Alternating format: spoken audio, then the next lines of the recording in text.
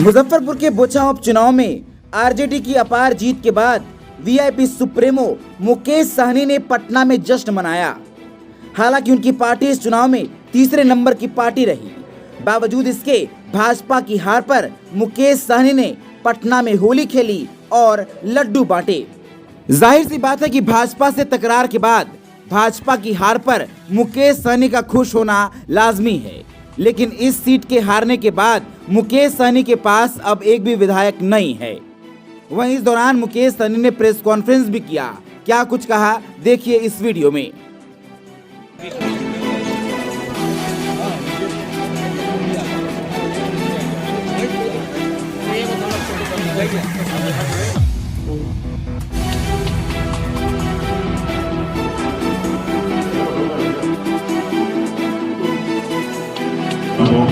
सभी साथी को बहुत बहुत धन्यवाद देता हूँ। हमारे साथ बालगोविंद जी, पप्पू चौहान जी, मधुकर आनंद जी, रंजन जी, तमाम हमारे पार्टी के सभी साथी को धन्यवाद देता हूँ। विशेष तौर पे धन्यवाद हम बोचा के जनता को देते हैं कि उन्होंने मजबूती से वीआईपी पार्टी पे भरोसा जताया है। साथ ही पूरे बिहार के जो भी हमारे साथी खास करके बोचा विधानसभा में उपचुनाव में आए थे, मदद किए थे, सभी कार्यकर्ताओं को बहुत बहुत धन्यवाद देता हूं कि आपके सहयोग से, आपके मेहनत के दम पर आज बोचा विधानसभा में हम लोगों ने मजबूती से चुनाव लड़ा।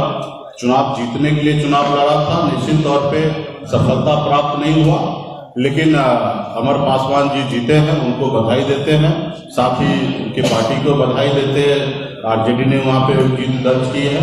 साथ ही हमारे लिए कई तरह की जीत होता है, तो ये भले हमारी हार है, लेकिन हार में भी हमारी जीत है। अब कहिए कैसे, तो हमने वहाँ पे अपनी जमानत बचाने में कामयाब रहा।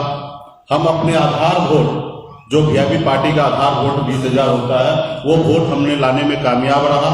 उसके बाद हमने 30,000 वोट, जो तकरीबन 18% वोट होता है, वो हमने मजबूती से अपने कार्यकर्ता के दम पे हमने लाया है।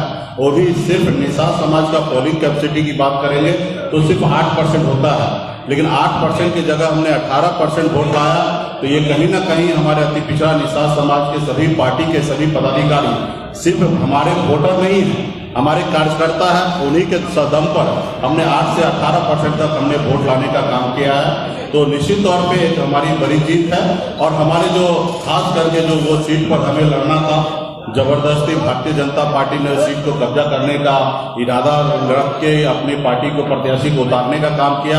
उनको भी कहीं ना कहीं एहसास हो गया कि उन्होंने गलत किया और उनको वहां पे चुनाव अच्छी मार्जिन से हारना पड़ा।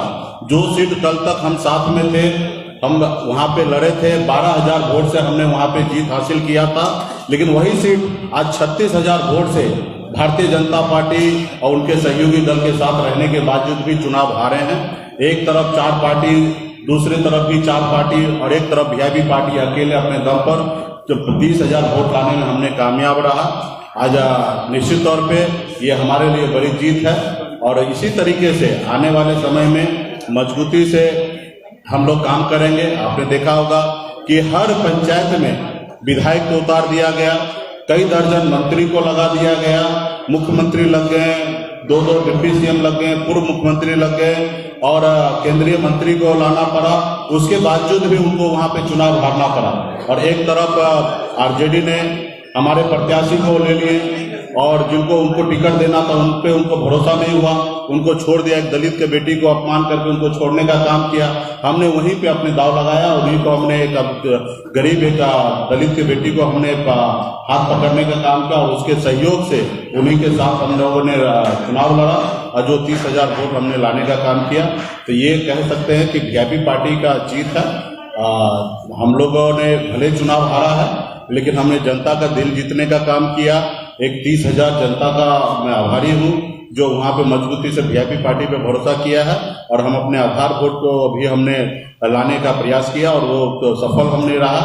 और जो भाजपा के जो प्रदेश के जो नेता है कुछ, जो 5 वोट जोड़ नहीं सकते लेकिन सैकड़ों वोट नुकसान करने के लिए हैं, ऐसे नेता को मैं कहूंगा कि अभी भी मौका है, संभल जाइए। और खास करके केंद्र में जो नेता हैं भारतीय जनता पार्टी के, उनको गुमराह करने का काम किया, वो अभी भी कहते हैं कि वो गुमराह करना बंद करें और कहीं ना कहीं जो हमारे साथ गलत किए, अन्याय किए, उसके लिए बिहार की जनता आपके लिए खड़ा है। आने वाले समय में 24 हो या 25 का चुनाव हो, इसका तो कहीं ना कहीं बिहार की जनता और खास करके निषाद समाज, अति पिछड़ा समाज के बीच में जाके आपको बड़ी जवाब देना पड़ेगा।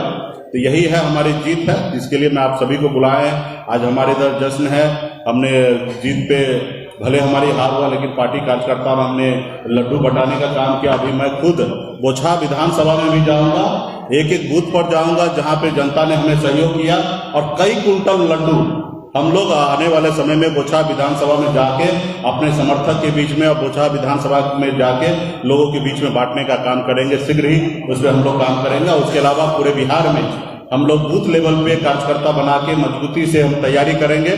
आज हमारे पास आधा 18% वोट आ ही गया।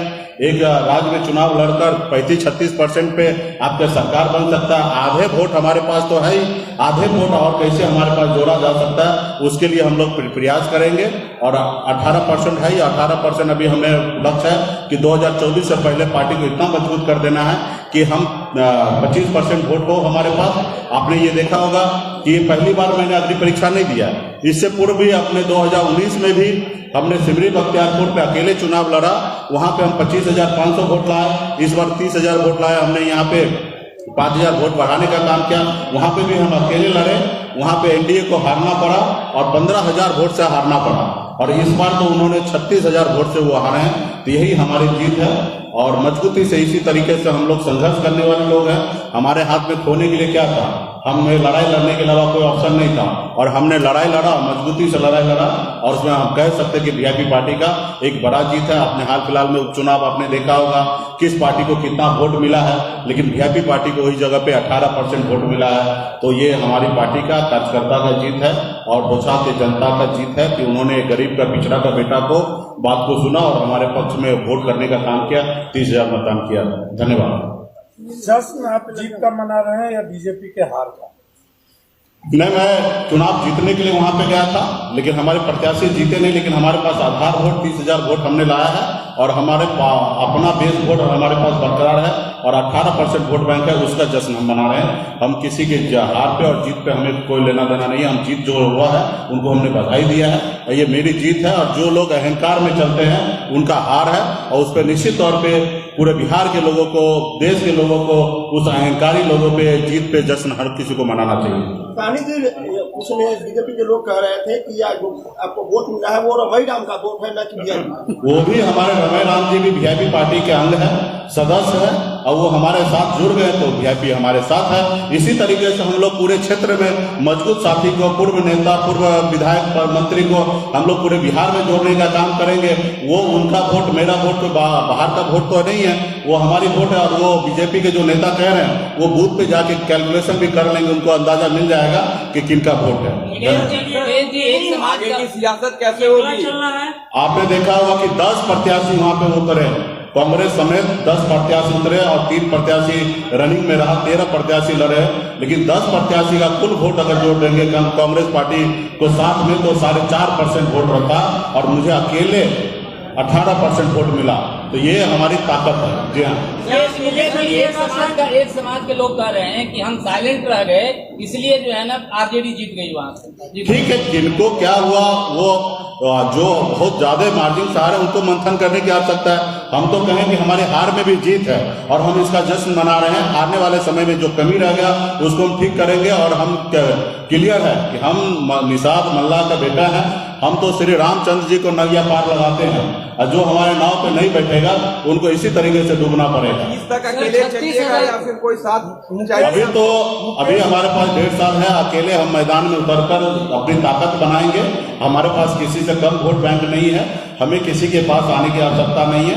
निश्चित तौर पे बिहार के भविष्य के लिए, बिहार के बेहतरीन के लिए हम चाहेंगे कि आने वाले समय में सामान्य विचारधारा वाले लोग हमारे साथ आएं और मजबूती से हम बिहार में सरकार बनाएं और जो जो युवा से जो 19 लाख युवा को रोजगार देने का वादा किए हैं वो हम लोग आने वाले समय में पूरा करेंगे। बगैर गठबंधन के मुकेश सहनी की नाव वोट के कैसे अंतर किनारे से एनडीए लगेगी? के प्रत्याशी हारती है, तो एनडीए के प्रत्याशी हारती है तो क्या इसकी जिम्मेदारी एनडीए के नेता नीतीश कुमार की नहीं है? निश्चित तौर पे जो एनडीए के नेता हैं उनको ये जवाब नहीं लेना चाहिए कि 36,000 वोट से हारे और उसको नैतिकता के आधार पर इस्तीफा दे देना चाहिए। खास करके भारतीय जनता पार्टी के प्रदेश अध्यक्ष संजय जायसवाल जी को इस्तीफा दे देना चाहिए। उसके अलावा वो नेता को जो दिल्ली में जाके अपने सुप्रीमो को कन्विंस किए कि बिहार में मुकेश सहनी कुछ भी नहीं है, ऐसे लोगों को इस्तीफा देना चाहिए हार से। बगैर गठबंधन के आपकी नाव कैसे देखिए लगेगी? हम तो हमारा संघर्ष है समाज के उत्थान के लिए, यही उद्देश्य ये पार्टी बना है।